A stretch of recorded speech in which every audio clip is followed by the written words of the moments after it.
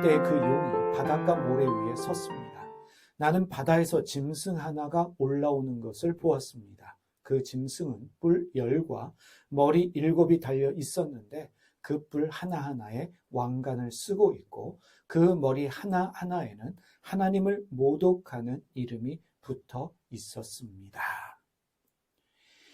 용이 여자의 남겨진 후손들과 싸우기 위해서 바다 모래 위에 서 있습니다. 그리고 바다에서 짐승이 올라옵니다. 참고로 말씀드리면 세번역의 12장 18절은 개역개정에 없습니다. 이 12장 18절의 말씀은 개역개정 성경에는 18절에 함께 기록되어져 있습니다. 짐승이 용과 같이 뿔 10과 그리고 머리 7이 달려 있습니다. 뿔 10개, 머리가 7이 있습니다. 그런데 중요한 차이점이 있습니다. 요한계시록 12장 3절에 보면 용을 말할 때는 머리 7을 먼저 말하고 그리고 나서 뿔 10개를 말합니다. 그런데 13장 1절에서는 짐승을 말할 때 뿔 10개를 먼저 말하고 그 다음에 머리 7을 말합니다. 요한계시록 12장 3절 말씀 살펴보겠습니다. 다른 표정이 하늘에서 나타났습니다. 머리 7개와 뿔 10개가 달린 커다란 붉은 용 한 마리가 있는데 그 머리에는 왕관을 7개 쓰고 있었습니다. 용을 말할 때는 머리 7개와 뿔 10개가 달렸다라고 말하면서 머리를 먼저 이야기하고 그리고 그 머리에 왕관을 7개 쓰고 있다라고 말하고 있습니다. 그런데 짐승을 말할 때는 용과 같이 머리 7개와 뿔 10개가 있는데 용은 7개 머리에 왕관을 쓰고 있고 짐승은 10뿔의 왕관을 쓰고 있는 차이점이 있습니다. 다시 한번 말씀드립니다. 용은 7개 머리에 왕관을 쓰고 있고 짐승은 10뿔의 왕관을 쓰고 있습니다.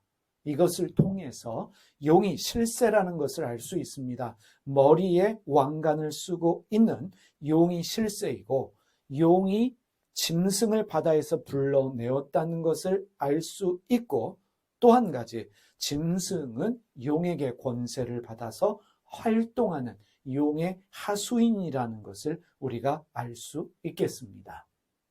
이 용과 이 짐승의 차이점을 우리가 좀 알 필요가 있겠습니다. 그런데 이 짐승이라는 말을 헬라어로 살펴보면 데리온이라는 단어를 쓰고 있는데 이 데리온이라는 단어는 단순한 짐승을 말하는 것이 아니라 야생에 살고 있는 들짐승을 말할 때 쓰는 단어입니다. 데리온입니다. 또 괴물을 말할 때 우리가 야수라고 말할 때도 쓰는 말이 데리온입니다. 그리고 중요한 한 가지가 있습니다. 이 데리온이라고 하는 헬라어에는 어떤 의미가 있냐면 독을 가진 짐승에게 사용되는 단어이기도 합니다. 들짐승, 괴물, 독을 가진 짐승이다 라고 우리가 알 수 있습니다. 그래서 이 데리온은 길들여지지 않은 사납고 무서운 들짐승입니다.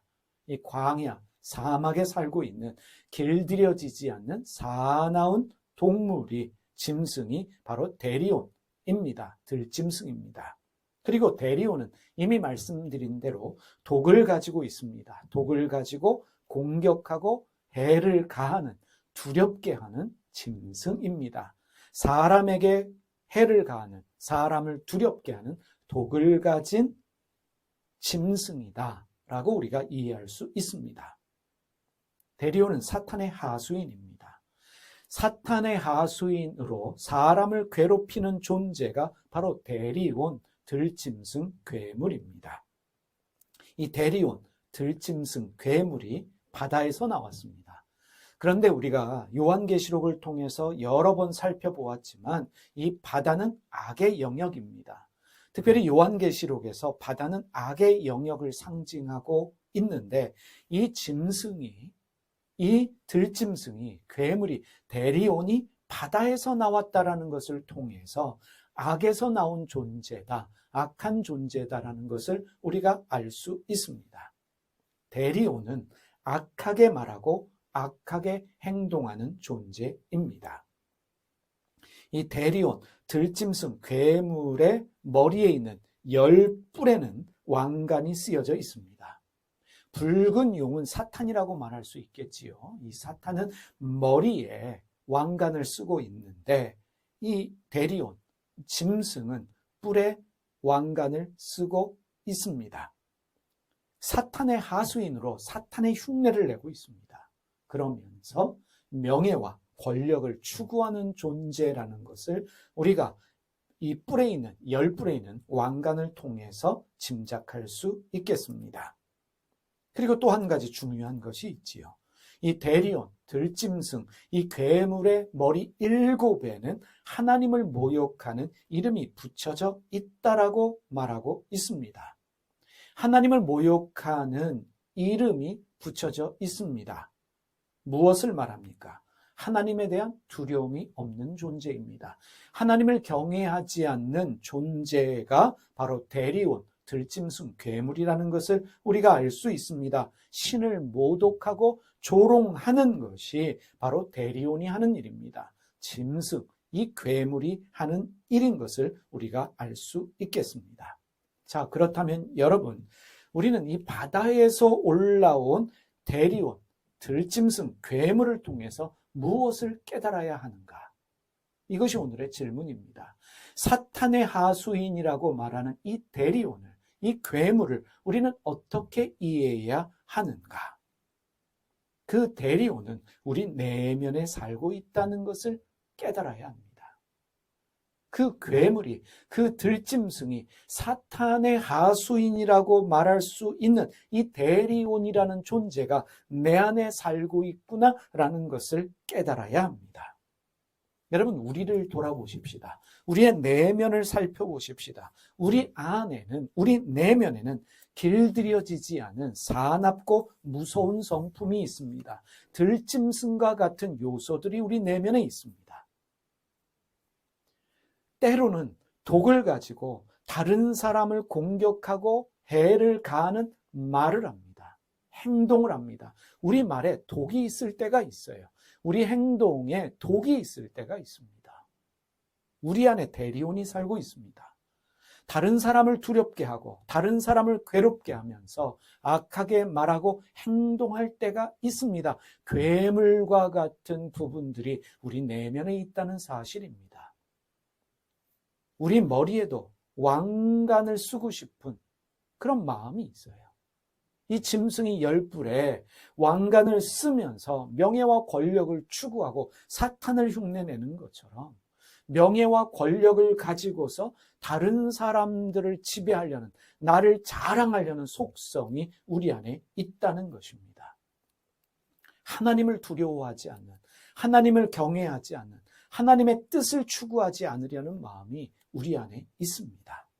하나님의 뜻보다는 내 뜻을 추구하면서 하나님의 이름을 모욕하는 말과 행위를 서슴지 않게 하는 경우가 종종 있습니다.